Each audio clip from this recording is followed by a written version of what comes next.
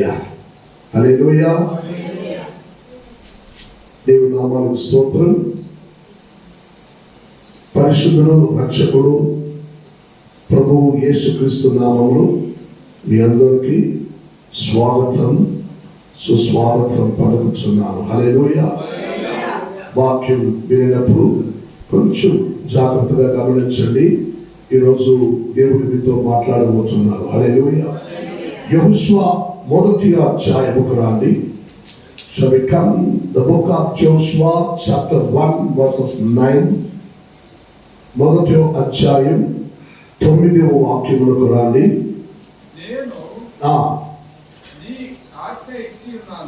నేను నీకు ఆజ్ఞ ఇచ్చి ఉన్నాను.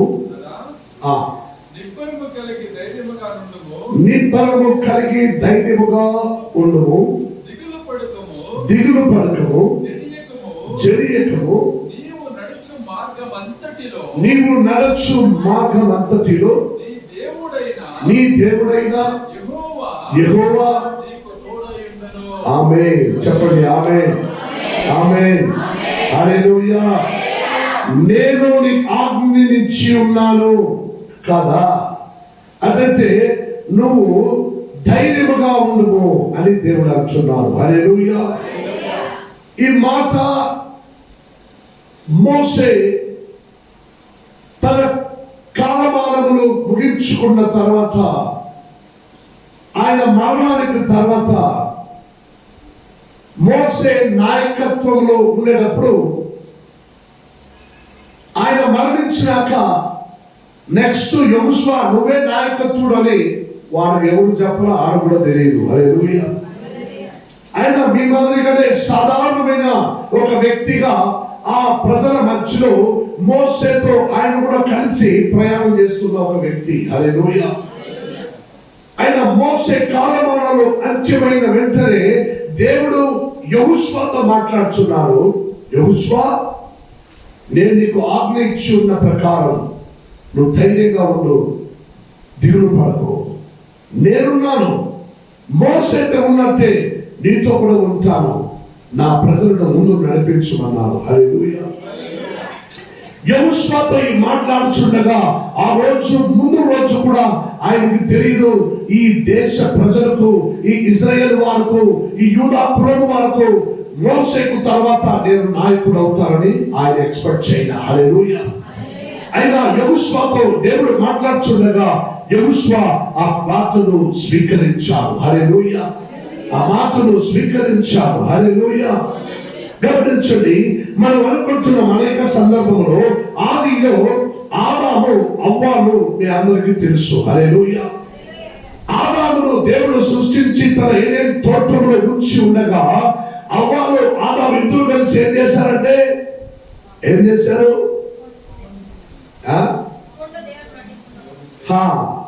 వారు దేవునికి విరుద్ధంగా నడుచుకున్నారు.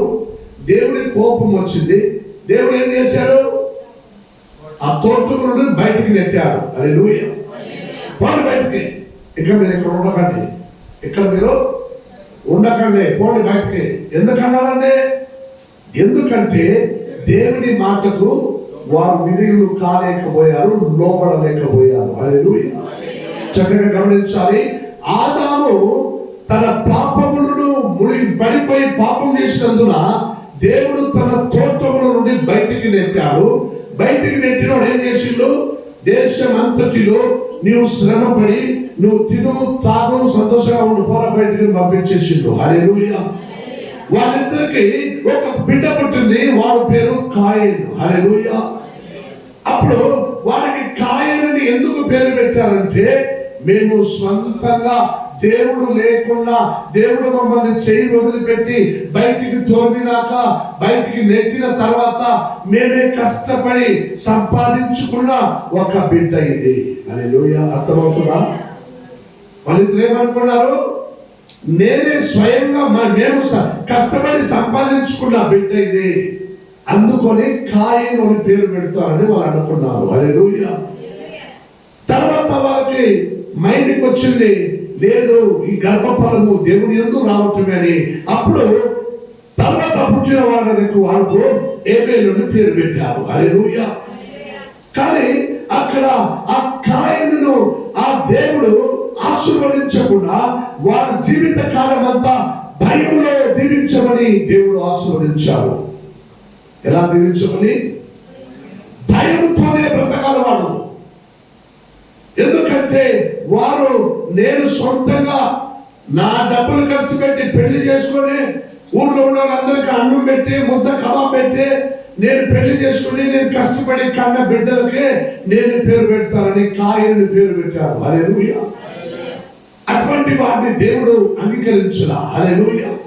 నీ గర్వముతో నా కష్టాతీర్థముతో నేను సంపాదించుకున్న బిడ్డని నువ్వు పేరు పెట్టుకున్నావని ఆ కాయని పేరుకి దేవుడు అసహించాడు, ఒప్పుకోలేదు. హల్లెలూయా.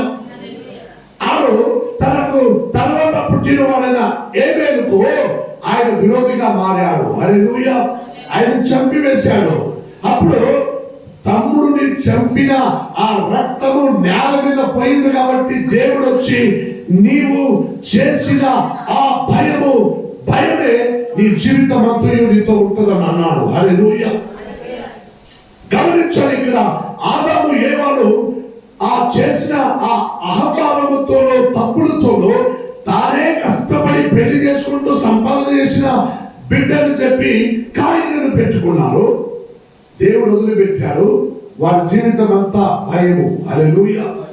నేను వాడిని చంపినట్లుగా నన్ను ఎవరు చంపుతారో అని భయపడి జీవించేలాగా దేవుడు వాడిని వదిలిపెట్టాడు. హల్లెలూయా. భయం దేవుడు పుట్టిస్తే ఎలా ఉంటుందంటే నువ్వు పండుకున్నా కూడా లేచి బయటికి కూడా రావు. హల్లెలూయా. ప్రతి దానికి భయపడుతూ ఉండాలి. భార్యను చూస్తే భయం, మొగుడును చూస్తే భయం, కొడుకును చూస్తే భయం, అల్లును చూస్తే భయం, ఆ కోడలను చూస్తే భయం, ఎవరు చూసినా భయం, పక్కింటి వాళ్ళు చూస్తే భయం, అధికారులు చూసినా భయం, ఎవరు చూసినా ఒక భయం. నీలో ఆ భయం నీ జీవితం అంతటిలో నిన్ను భయంలో మునిగిపోయి నువ్వు ఉన్నట్లుగా నిన్ను చేస్తా ఉంది. హల్లెలూయా. ఎందుకంటే తన స్వంతంగా నా ఇంటి భోజనం నేను ఎదుర్కొంటున్నాను, నేను ఎవరికి భయపడాల్సిన అక్కర్లేదు అని నీవు కూడా కొంచెం అహంభావ క్రైస్తవ జీవితం నువ్వు జీవించుకుంటున్నావో ఏమో అని కొంచెం పరీక్షించుకోవాలి. హల్లెలూయా. మీకు అందరికీ ఒక అలెగ్జాండర్ అని అందరికీ తెలుసు. అలెగ్జాండర్ తెలుసా? ఆడెవడు నాకు తెలుసు. అర్థమవుతుంది. నువ్వు మౌనంగా ఉండేటప్పుడు నాకు అర్థమవుతుంది. నేను చెప్తాను మీరు. Alexander is the biggest fighter. ఒక మంచి ఒక కింగ్, ఒక రాజమానం చేసేవాడు. అలెగ్జాండర్ అంటేనే దేశమంతా భయపడుతుంది, వేరే దేశంలో భయపడతారు. మంచి పోరాడేవాడు ఒక అలెగ్జాండర్. హల్లెలూయా. ఒక యుద్ధములకు మనుషులందరినీ సిద్ధంగా నిలబెట్టించినాడు. అలెగ్జాండర్ నిలుచుకుంటూ చూస్తున్నాడు. యుద్ధానికి అందరూ రెడీగా ఉన్నాడు అంటే వెనక్క నుండి ఒక్కడు తిరిగి చూడకుండా పరిగెత్తుకుంటా ఉన్నారు. హల్లెలూయా. అందరూ నిలుచుకొని ఉన్నారు. యుద్ధముకు ఒక్కడు మాత్రమే పరిగెత్తుకుంటున్నారు. ఒరే పట్టుకోవాలని ఎవరు పారిపోతున్నాడు అని పిలుచుకొని వచ్చినాక యాలప్ప యుద్ధంలో కాకుండా పరిగెత్తుకొని పోతున్నావు. స్వామి, నా భార్య బిడ్డలు నాకు గుర్తొచ్చారు, నా ప్రాణం పోయిన ఏం చేసేదే, అందుకే పరిగెత్తుకుంటున్నాను, నన్ను వదిలిపెట్టు, నేను బతకాలా, నా భార్య బిడ్డలు చూడాలా. ఇటువంటి వాడు ఒక్కడుంటే యుద్ధంలో ఓడిపోతామని అలెగ్జాండర్ ఏమన్నాడు? సరేరా వెళ్ళిపోరాడు అన్నాడు. పోయి కొంచెం ముందు పోతుంటే ఒరే ఆగు రైడా, నీ పేరేమరా, చరిత్రను రాస్తాను చెప్పరా అంటే వాడు నా పేరు అలెగ్జాండర్ అని వాడు చెప్పిండు. హల్లెలూయా. వారే నువ్వు కూడా అలెగ్జాండర్వా అని వాడు బట్టి అలెగ్జాండర్ అనేవాడు దేశమంతా గొప్ప స్థాయికి కారణాలే కానీ ఇలా భయపడి పారిపోయే వారిగా ఉండకూడదు. వీటిని వదలదండి, నిలబెట్టండి యుద్ధంలో అని చెప్పి ఆయన నా పేరు అలెగ్జాండర్ అని ఎక్కడైనా పేరు ఉండాలి కానీ నీ మరి ఓడిపోయి పారిపోయాడు అలెగ్జాండర్ అని చెప్పకూడదు. పోయించుకోరా యుద్ధంలో అన్నారు. హల్లెలూయా. ఈ మాట ఎందుకు అంటున్నానంటే మేమందరూ క్రైస్తవులుగా ఉన్నాం, యేసయ్యను నమ్ముకున్నాం, చర్చ్కి వస్తున్నాం, బలాలలో పాలు పొందుకుంటున్నాం, ద్రాక్షరసం తీసుకుంటున్నాం, అన్ని క్రమంగా చేసుకుంటున్నాం. కానీ ఒక భయం నీలో నిన్ను ఒక భయము నీలోనే కాన వస్తుంది. హల్లెలూయా. ఒక భయము, దేనికన్నా ఒక భయము. ఆ భయముకి మూల సూత్రుడు ఎవరు? అపవాది. వాడు అపవాది నిన్ను భయపట్టిస్తున్నాడు. ప్రతి విషయానికి భయపడవద్దు దేవుడు అంటున్నాడు. అయినా క్రైస్తవులందరూ భయపడతానే ఉన్నారు. హల్లెలూయా. సంఘానికి వెళుతున్నారని చెప్పాలన్న భయం, చర్చికి పోతున్నారని చెప్పాలన్న భయం, ఆరాధనకు వెళుతున్నారని చెప్పాలన్న భయం, కొన్ని క్రైస్తవులు చెప్పడానికి భయపడుతూ ఇంకా భయంలో మునిగిపోయి జీవిస్తున్నారు. హల్లెలూయా. అలెగ్జాండర్ లాగా నువ్వు పారిపోయే వాళ్ళగా ఉండకూడదు. అలెగ్జాండర్ అంటే గొప్ప స్థాయిగా పేరుగా ఉండాలని చెప్పిన ప్రకారం క్రీస్తు అంటే అలెగ్జాండర్ కంటే గొప్ప పేరు నామమే నా క్రీస్తు అనే పేరు. ఆ క్రీస్తులో ఉండవలైన నీవు కూడా నేను క్రీస్తుని చెప్పాలి కానీ భయపడుతున్నా ఓడిపోతున్నా అపవాదికి చెందిన వాళ్ళని నువ్వు చెప్పకూడదు. హల్లెలూయా. ప్రియమైన దేవుడు చూడాలా, నీవు భూమి మీద దిగులు పడొచ్చు. దేశం 4 ఆదికాండం 4వ అధ్యాయం 12వ వాక్యం, ఒక వాక్యం చదవండి ఫాస్ట్ గా, కొంచెం ఫాస్ట్ గా తెచ్చుకోండి. వాక్యం శాస్త్రం రోజు గమనించండి. ఈ వాక్యం దేవుడు అనుగ్రహిస్తున్నాడు తన భయపడుతున్న వారైనా ఎవరికండి? కాయనకు దేవుడు ఇస్తున్న వాగ్దానం చదవండి. నీవు నేలను సేద్యపరచుచున్నావు,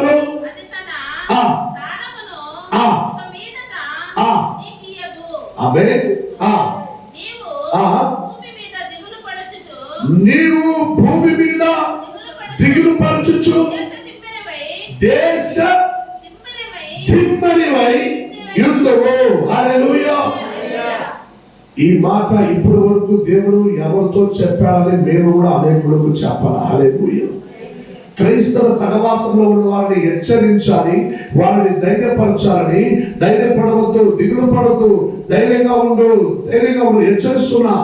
ఇక్కడ కాయనుకు దేవుడు ఒక మాట అంటున్నాడు. నీవు భూమిలో పంట చేయుటకు ప్రయాసపడతావు, ఆ పంట నీకు చేతికి రాదు. నువ్వు పంట చేసినా రాదు అంటే నువ్వు వ్యాపారం చేసినా నష్టమే, నువ్వు పంట చేసినా నష్టమే, నువ్వు ఇక్కడ చేయబెట్టినా అక్కడ నష్టమే. నష్టముతోనే నీ వంశమంతా నష్టములోనే ఉండబోతుందని దేవుడి మాట ఆయనతో అన్నాడు. నీవు దేశ దిగులు పడచ్చు, దేశ దిమ్మరిపై ఉండువు. హల్లెలూయా. నువ్వు ఇక్కడ చేసినా రాలేదు, నువ్వు దేశమంతా తిరిగి వచ్చినా నువ్వు ఏమి కాలేదు, ఏమి నా బతికిలే ఉందని నువ్వు దిగులు పడితే బ్రతకాలని కాయనుకు ఈ మాట దేవుడు అన్నాడు. హల్లెలూయా. ప్రియమైన దేవుడు చూడాలా, యెహోషువతో నేను నీకు ఆజ్ఞయించి ఉన్నాను కదా, ధైర్యంగా ఉండు అని మోసతో ఇచ్చిన ఆజ్ఞ నీకు ఇస్తున్నానని ఆనాడు నుండి ఆదాముతో, ఆ తర్వాత నోహా, తర్వాత అబ్రహాము, తర్వాత అనేక దైవదాసులతో ఈ మాటలు మాట్లాడుకొని వచ్చిన వారైన దేవుడు ఈ రోజు నీలో మాట్లాడుచున్నాడు. నువ్వు ధైర్యముగా ఉండు, దిగులు పడవద్దు. హల్లెలూయా. నువ్వు దిగులు పడితే దేశ తిమ్మరివైపోయి నువ్వు ఉండదు కానీ నువ్వు ఏ దేశంలో స్థిరముగా నిలబడలేవు. హల్లెలూయా. ఏ ఊరిలో స్థిరముగా నిలబడలేవు, ఏ పట్టణంలో స్థిరంగా నిలబడలేవు, ఏ రాజ్యంలో స్థిరంగా నిలబడలేవు. నువ్వు భయపడి నువ్వు పారిపోతానే ఉండాలి నీ జీవితం అంతయు. హల్లెలూయా. ఇలా భయం పుట్టించి లాస్ట్ ఏం చేస్తాడు? నీకు నీవే ఆత్మహత్య చేసుకునేలాగా ఆ భయము నీలో తాండవమాడుతూ ఉంటుంది. హల్లెలూయా. దేనికి భయపడకుండా ధైర్యంగా ఉండమని దేవుడు అంటున్నాడు. అందుకే యెషయా 41వ అధ్యాయం రాని యెషయా 41వ అధ్యాయంలో 10 నుండి 13 వరకు 4 వాక్యములు చదువుకుందాం. యెషయా 41 ఫాస్ట్ గా 10 నుండి 10, 11, 12, 13. నేను నిన్ను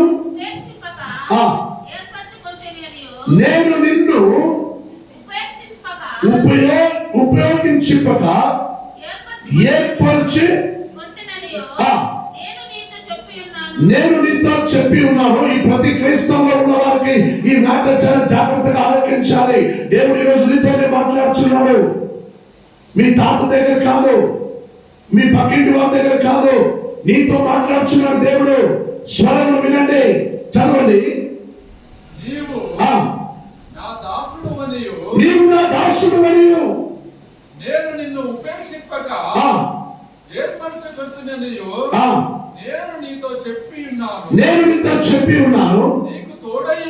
నీకు తోడై ఉన్నాను. గమనించండి, నువ్వు భయపడకము. నేను నీ దేవుడినై ఉన్నాను. దిగులు పడకము. నేను నిన్ను బలపరచుదును. నీకు సహాయము చేయువాడును నేనే. నీతి అను నా దక్షిణ హస్తమును నిన్ను ఆదుకొందును. హల్లెలూయా. దేవుడు అంటున్నాడు, దేనికి భయపడవద్దు. ఆయన ఎంత భయపడవద్దు అంటారో అపవాది నిన్ను అంత భయపెట్టిస్తున్నాడు. హల్లెలూయా. చిన్న విషయానికి భయం, చిన్న విషయములకు భయం, చిన్న కార్యములకు భయం. అపవాది నిన్ను భయపెట్టించాలని ఆయన ఒక మార్గంలో పనిచేస్తున్నాడు. హల్లెలూయా. దేవుడు అంటున్నాడు, భయపడకము, నేను నీ దేవుడినై ఉన్నాను. హల్లెలూయా. రెండవ కార్యం, నీతో వాదించువారు. చదవండి పైకి 13 వరకు. నీ మీద కోపపడి వారందరూ సిగ్గుపడి విస్మయమందుదురు. నీతో వాదించువారు మాయమైపోయి నశించిపోదురు. నీతో కలహించు వారిని నీవు వెతుకుదువు, కానీ వారిని నువ్వు చూడలేవు, కానలేవు. నీతో యుద్ధము చేయువారు మాయమైపోదురు. హల్లెలూయా. ఇంత గొప్ప మాటలన్నా నీలో ఇంకా భయం ఉందో అంటే నీవు క్రైస్తవ పరుడుగా బ్రతుకుటకు నువ్వు ప్రయాసపడలేదు. హల్లెలూయా. అప్పుడు చూస్తే భయం, వ్యాధిని చూస్తే భయం, సాగు చూస్తే భయం, దేన్ని చూసినా భయంలో ఉన్నాము. దేవుడు అంటున్నాడు, భయపడకము, నేను నీ దేవుడినై ఉన్నాను. నీతో వాదించువారు మాయమై నశించిపోవుదురు. నీతో కలహించువారు నీవు వెతికినా వారు నీకు దొరకరు. నీతో యుద్ధము చేయు వారందరూ మాయమైపోవుదురు అని దేవుడు అంటున్నాడు. అయినా నమ్మకం నీకు రానా? క్రైస్తవ సహవాసంలో ఉన్న నా సోదర, నా సోదరి, మళ్ళా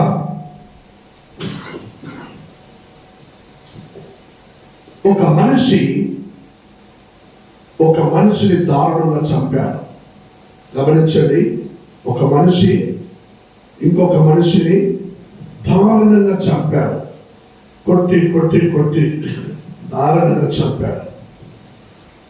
వాళ్ళని కంప్లైంట్ చేశారు, అరెస్ట్ చేసి జైల్లో పడేశారు, శిరచ్ఛాలలో పడేశారు.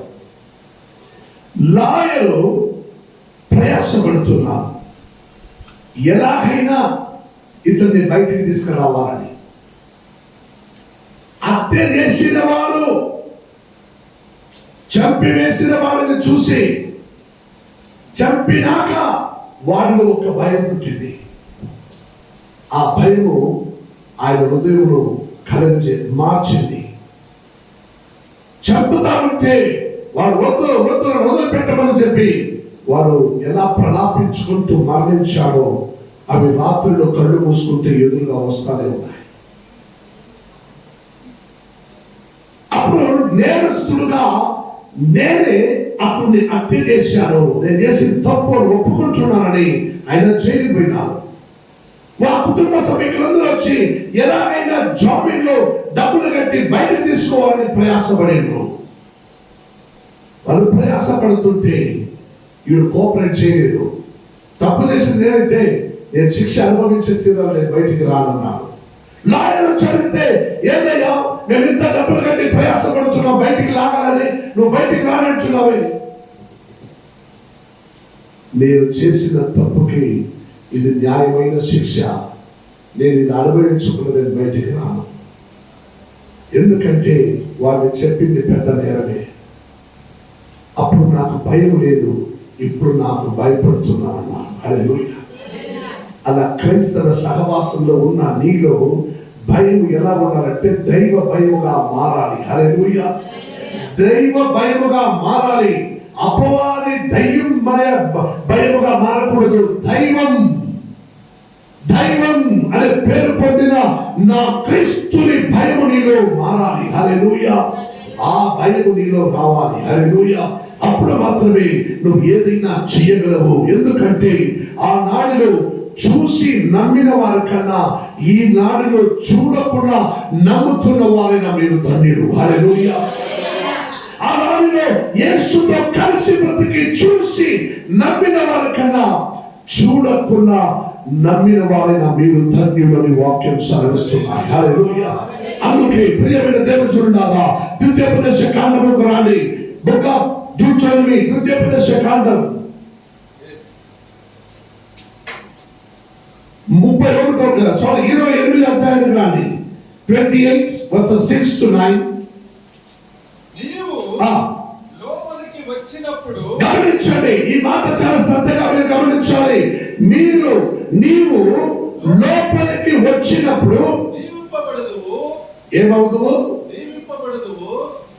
లోపలికి వచ్చినప్పుడు అవి చర్చ్ లోపలికి ఉండొచ్చు, క్రైస్తు లోపలికి ఉండొచ్చు, పరిశుద్ధాత్మ లోపలికి ఉండొచ్చు, ప్రభువుని అందుకు ఉండొచ్చు, సముఖంలోకి ఉండొచ్చు.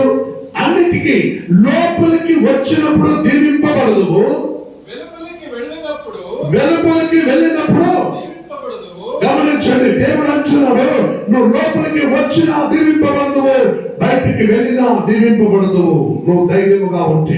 పైకి నీ మీదప్పుడు నీ శత్రువులను, నీ మీద పడుతున్న నీ శత్రువులను యెహోవా నీ ఎదుట నుండి హతమగునట్లు చేయను.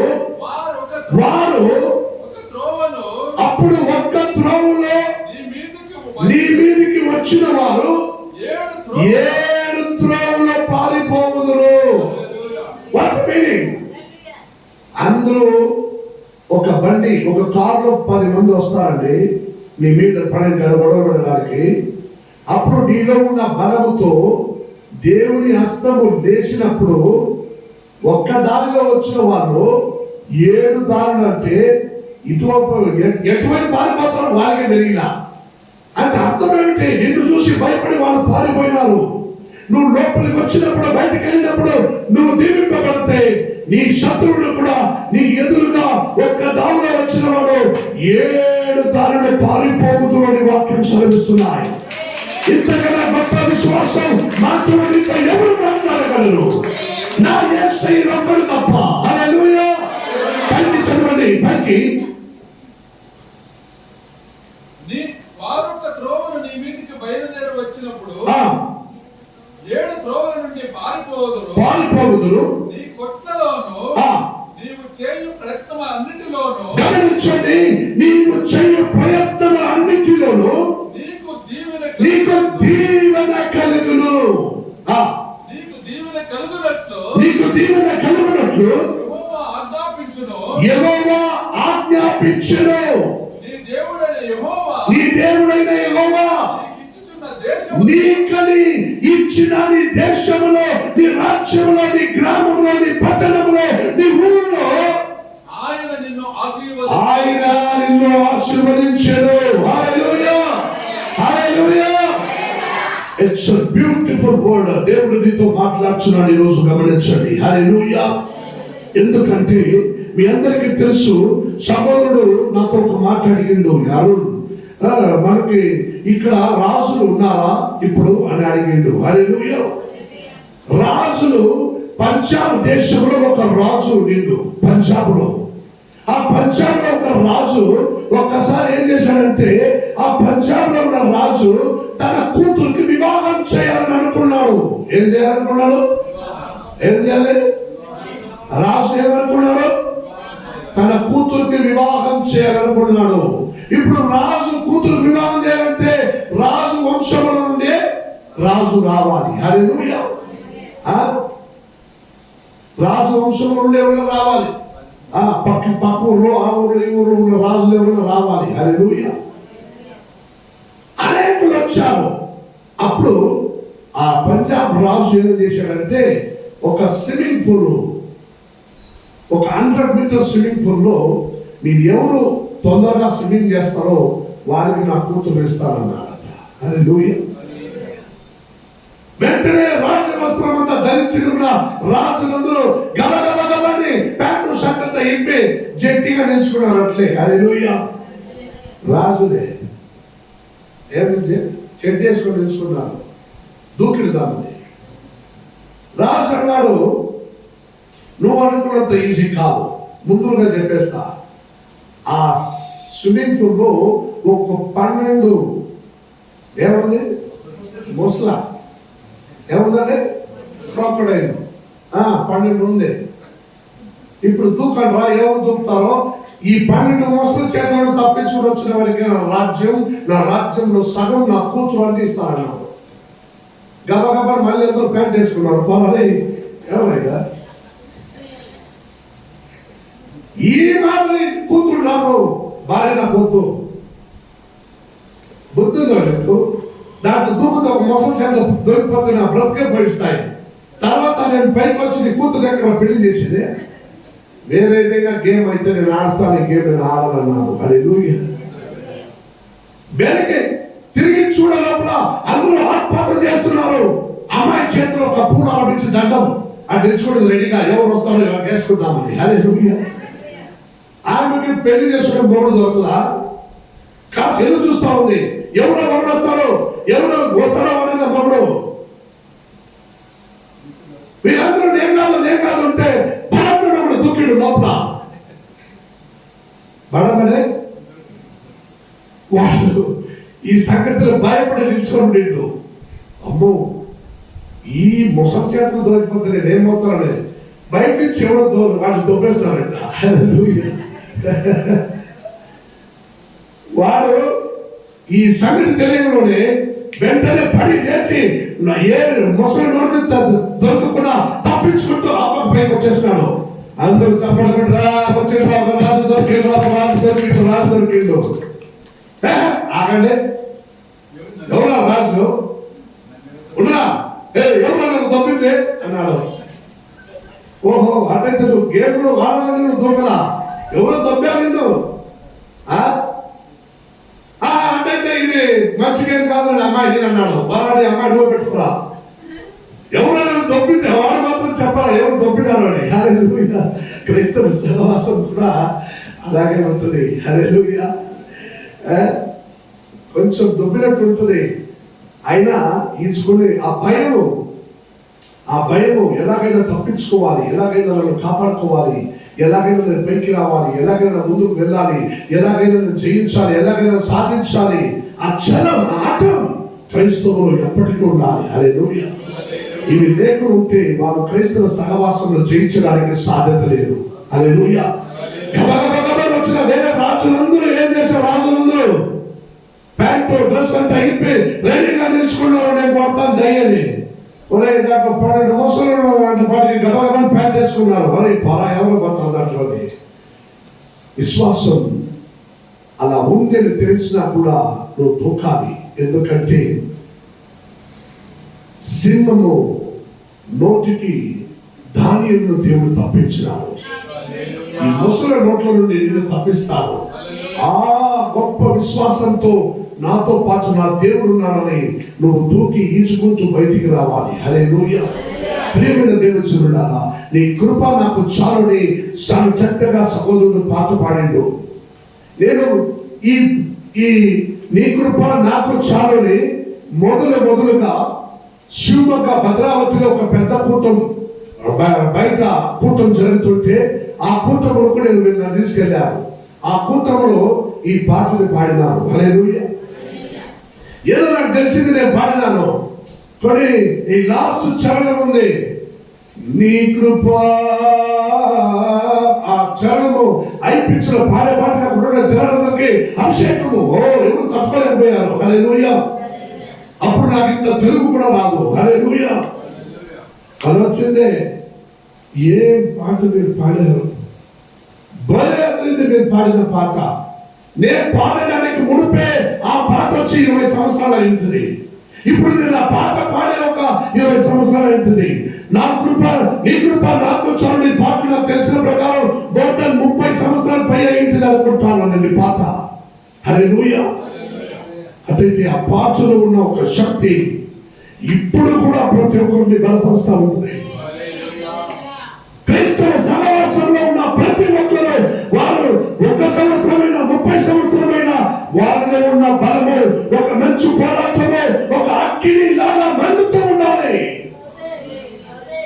నువ్వు భయపడతా ఉంటే నీలో అగ్ని మండదు, అగ్ని ఆరిపోతాయి. అప్పుడు నువ్వు వ్యర్థమైన క్రైస్తవ జీవితం జీవించుకుంటూ ఉంటే కాయేనుకు ఇచ్చిన జీవిత కాలమంతా భయపడుతూ ఉండవు. నువ్వు ఎక్కడ ఏది చేయి పెట్టినా అది నీకు ఫలం ఇవ్వదు. హల్లెలూయా. ధైర్యంగా దూకు, దేవుడు నీ పక్షంగా ఉన్నాడు. హల్లెలూయా. అందుకే ఈ మాటలో 31వ అధ్యాయం 31-5 వాక్యం చదవండి. ద్వితీయోపదేశ కాండంలో 5:6 నేను నీకు ఆజ్ఞాపించిన దానంతటిని బట్టి మీరు వారికి యెహోవా నీ చేతికి ఆమేన్. హల్లెలూయా.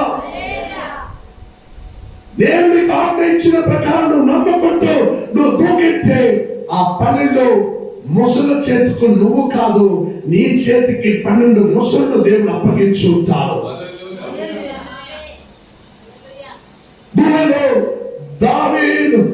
దానియేలుకు విరుద్ధంగా నిలబడిన సింహము అనేక రోజుల నుండి అన్నం ఆహారం లేక అటు ఇటు తిరుగుతా ఉంది ఆకలితో. దానియేలుని పడవేయగా దేవుడు సింహము నోరును కట్టాడు, వారి దాహము తీర్చిండు, ఆకలి తీర్చాడు. ఉదయం లేచి దీవించిన వాడా నువ్వు చిరంజీవిగా ఉన్నావా?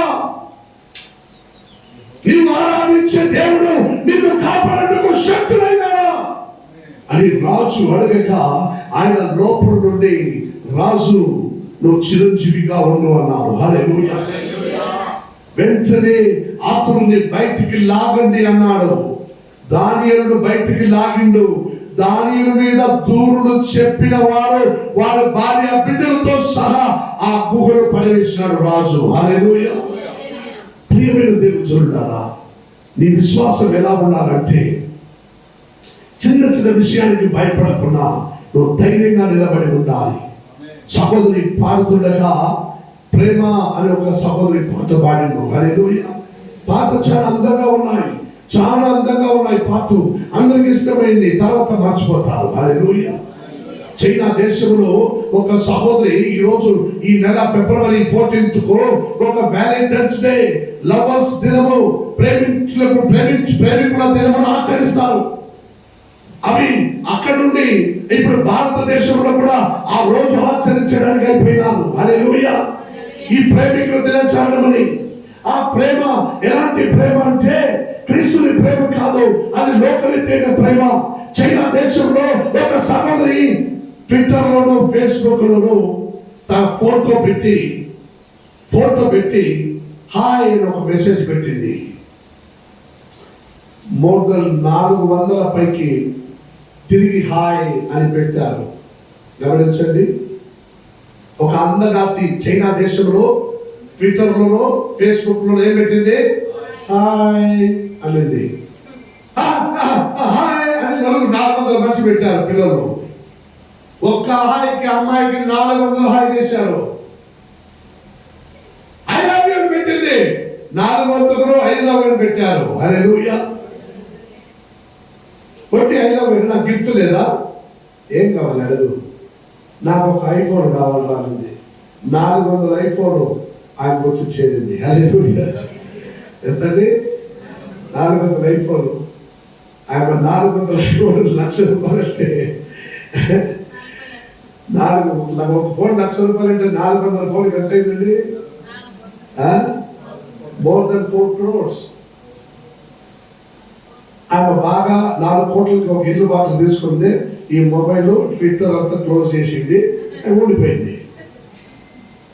ఈ కాయని మాదిరిగా దేశ దిమ్మ తిరుగుతా ఉన్నారు ఇప్పుడు 400 మనిషి. ఏమండి? అటువంటి ప్రేమ కాదు నా యేసయ్య ప్రేమ. నా యేసయ్య ప్రేమ హాయ్ అనేది కాదు. యెరెమీయా 30వ అధ్యాయంలో దేవుని వాక్యం సెలవిస్తున్నది, నేను నిన్ను ప్రేమించినది శాశ్వతమైన ప్రేమలో. ఊరికే ఫోన్ తీసిస్తే తీసుకున్నాకో, నువ్వు కానుకలు ఇస్తే తీసుకున్నాకో నేను చెప్పిన ఐ లవ్ యు కాదు. హల్లెలూయా, హల్లెలూయా. ప్రియమైన దేవుడులారా, ఈ వాక్యమును చక్కగా వినండి. ఈ సహోదరి ఈ ఫిబ్రవరి 14కు నేను అనుకుంటాను నా సంఘంలో ఉన్న బ్రదర్స్ ఎవరు అటువంటి ఆచరణ చేయరు అని. హల్లెలూయా, హల్లెలూయా. క్రీస్తుని ప్రేమ నీకు కావాల్సినప్పుడు దేవుడు ఏమి కావాలో అందులో దేవుడు సరైన సమయాన్ని అనుగ్రహిస్తాడు. హల్లెలూయా. అమ్మాయి చూడంలోనే అమ్మాయి చూస్తా ఉంది, యేసు నామములో ఈ అమ్మాయి నన్ను చూస్తా ఉంది కాబట్టి నేను యేసు నామములో ఐ లవ్ యు చెప్తాను. ఎదవా, యేసు నామములో చెప్పావంటే, యేసు నామముకు ఐ లవ్ యు చెప్పాలంటే యేసు నామములో ఐ లవ్ యు చెప్తావా? జాగ్రత్త పడు, నీకేం కావాలో దేవుడు అనుగ్రహిస్తాడు. హల్లెలూయా. లేదంటే మోసల చేతికి దొరికిపోతావు, లక్షగా దోచుకుంటారు. జాగ్రత్త. ఒకే ఒక హాయ్, ఒక ట్విట్టర్ 4 కోటి నువ్వు పెట్టావుకైనా ఒక హాయ్ ఎంతమంది పెడతారో చూడలేదు. మోసపోకుడి, ధైర్యంగా ఉండి దేవుడు మిమ్మల్ని దీవిస్తాడు. హల్లెలూయా, హల్లెలూయా. లేచి నిలబెడదాం. Please be stand up everyone.